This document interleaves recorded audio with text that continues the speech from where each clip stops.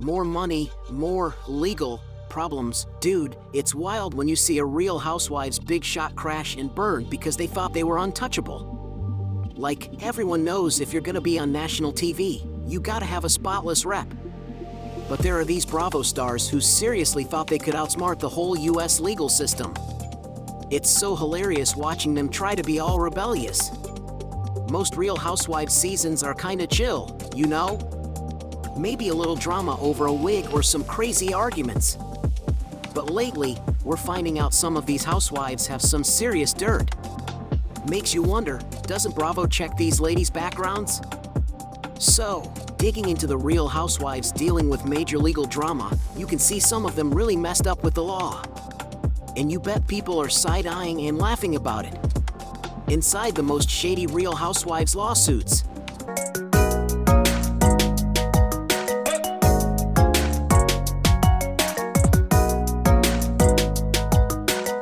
Caroline Manzo versus Brandy Glenville.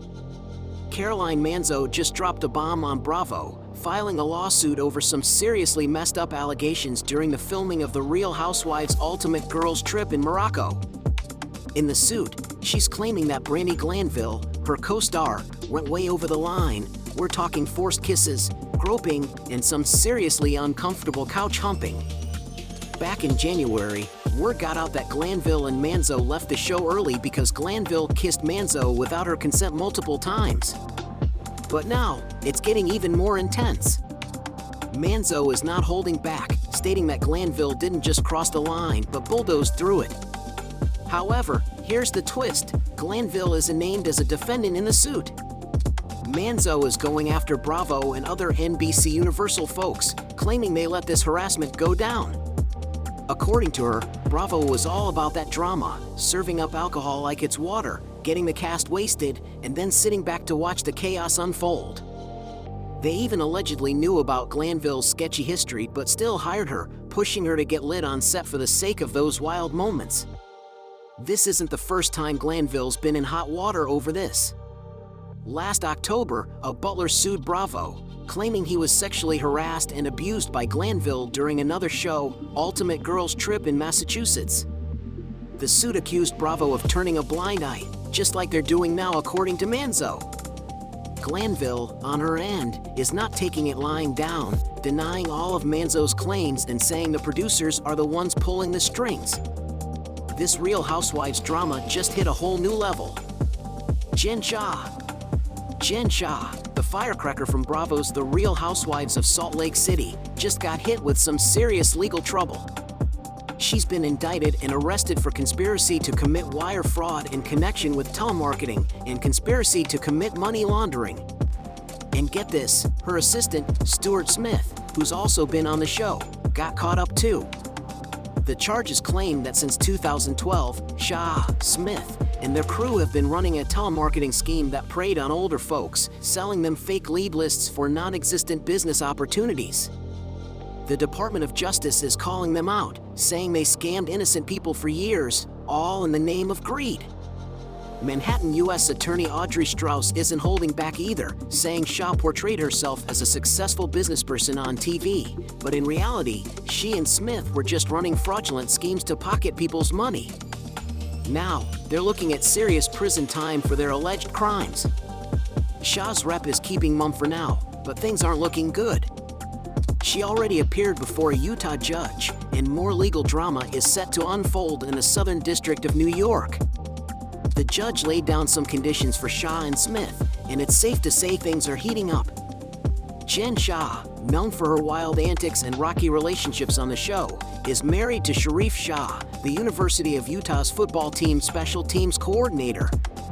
Despite Coach Shah being the calm in her storm, the source of Jen's wealth remains unclear. Here's the real kicker. The second season of The Real Housewives of Salt Lake City is in the works, and cameras were rolling during Shah's arrest. Talk about reality TV taking an unexpected turn. Federal law enforcement apparently swarmed the set, looking for Shah after she abruptly left, claiming a family emergency. The show is about to capture a whole new level of drama. The language in the indictment doesn't mince words, slamming Shah and Smith for flaunting a lavish lifestyle built at the expense of vulnerable, often elderly, working-class people. The alleged scheme targeted hundreds of victims, especially those over 55, across states like Utah, Arizona, Nevada, New York, and New Jersey. Shah and Smith now face serious charges, with the maximum sentences reaching up to 30 years for conspiracy to commit wire fraud and 20 years for conspiracy to commit money laundering. It's a legal storm that's about to make waves in the reality TV world. Lisa Vanderpump and Ken Todd. Lisa Vanderpump and Ken Todd find themselves in hot water as former employees of Tom Tom, their West Hollywood restaurant, are suing them for wrongful termination. Allegedly, the bartenders were fired as retaliation for voicing concerns about working conditions, with the lawsuit claiming that Vanderpump and Todd even went as far as to blacklist one employee by defaming him to potential employers. In the legal documents filed on January 11th, the former employee contends that false statements were made about his professional reputation with actual malice, adversely affecting his career. The accusations also include unsafe work conditions at Tom Tom, citing issues such as sewage and backups in the employee break room. The former bartenders claim they faced violations of California labor laws, harassment, and unsafe working conditions during their tenure. Notably, co-owners Tom Sandoval and Tom Schwartz are not implicated in the lawsuit. Tom Tom has been a focal point on Bravo's Vanderpump Rules, showcasing Vanderpump and Todd's venture with their co-stars. Vanderpump and Todd, known for their other successful establishments SUR and Pump, merged Pump with Tom Tom. Meanwhile, Schwartz and Sandoval expanded with their own venture, Schwartz and Sandy's, which opened in November 2022. This legal challenge comes after a previous setback for Vanderpump's businesses when Pump temporarily lost its liquor license in March 2023. The Alcoholic Beverage Control (ABC) report confirmed the suspension of Pump's general eating license and event permits. Vanderpump addressed the situation, emphasizing a decade-long relationship with the landlord but hinted at uncertainties regarding the future of the location. As the legal drama unfolds, it seems like Vanderpump and Todd are facing turbulent times on both the legal and business fronts. Cocktail glass balance scale. Erika Jayne and Tom Gerardi. Erika Jayne, a star from The Real Housewives of Beverly Hills, along with two of her assistants, is facing a lawsuit from costume merchant Christopher Sila. Sila alleges that Erika, her estranged husband Tom Gerardi, and Secret Service agents conspired in a fraud scheme involving accusations of wire fraud and identity theft.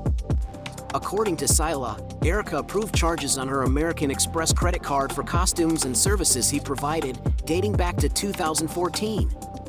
However, she later accused him of making fraudulent charges totaling $800,000 to $900,000. Sila claims that Erika and her assistants knowingly received the goods and services but falsely reported to federal agents in the credit card company that the charges were unauthorized. Sila contends that Secret Service agents, including Robert Savage, Kenneth Henderson, and Steve Scarance, conducted a reckless investigation, concealing evidence that could have prevented his indictment or resulted in an acquittal. Additionally, he alleges that American Express failed to properly investigate Erika's fraud claims and instead refunded her and Tom nearly $800,000. The lawsuit suggests that Tom Gerardi, facing financial troubles, used client settlement funds to sustain an extravagant lifestyle. Sila was indicted in 2017 on charges including aggravated identity theft and wire fraud, but these charges were dismissed in September 2021. He claims that Erika's allegations caused him extreme emotional distress, financial harm to his business, and extreme emotional, psychological, and physical injuries. American Express, in response, stated that they followed standard processes during the investigation and did not play a role in the criminal investigation of Sila. Erika's attorney dismissed the claims, asserting that they lack merit and are timed to coincide with positive reviews of Erika's Las Vegas residency. The attorney emphasized that independent federal prosecutors made the decision to charge Sila and refuted the idea that Erika had control over the government or a company like American Express. Teresa and Joe Chiche. Teresa and Joe faced a series of legal troubles, starting with accusations of exaggerating their income when applying for loans before their reality TV show premiered in 2009. They were later accused of concealing increased assets in a bankruptcy filing after the first season of The Real Housewives of New Jersey aired. Joe faced additional accusations of failing to file tax returns between 2004 and 2008. The couple was ultimately convicted on charges of mail, wire, and bankruptcy fraud, leading to their incarceration. During the court proceedings, the judge, Esther Salas, expressed frustration with the couple for not fully disclosing their financial information as required. Despite being ordered to provide complete probation reports listing their assets, there were still missing items totaling $75,000. Judge Salas criticized Teresa for lacking transparency, stating, "On one hand, I see you're a savvy businesswoman. But then you're going to tell me you don't know how to cooperate with probation? Full disclosure of your financial assets was a requirement. The lack of transparency, that's what offends the court." Teresa served nearly a year in prison, and upon her release in January 2015, she had a private and emotional reunion with her family. Joe, however, faced further challenges as he was ordered to be deported to Italy at the end of 2018 after his release from prison in March 2016. Despite appealing the decision, he was transferred to an immigration detention center and eventually flew to Italy a few months later. The legal saga underscores the consequences the couple faced for financial wrongdoing and non-compliance with court orders, leading to imprisonment and, in Joe's case, deportation to his native Italy. In the glitzy world of The Real Housewives, where drama is often served as a main course, the legal battles behind the scenes have proven equally sensational. From allegations of fraud and bankruptcy to accusations of financial deception and withholding information in court, these reality TV stars have found themselves entangled in a web of lawsuits that rival the scripted storylines of their shows. The real-life courtroom sagas have shed light on the consequences of financial missteps and non-compliance with the law, emphasizing that even in the glamorous realm of The Real Housewives, there are no immunity clauses when it comes to facing the repercussions of shady dealings. As the legal dramas continue to unfold, one thing remains clear: behind the glittering facade, The Real Housewives are not immune to the complexities and consequences of the legal system.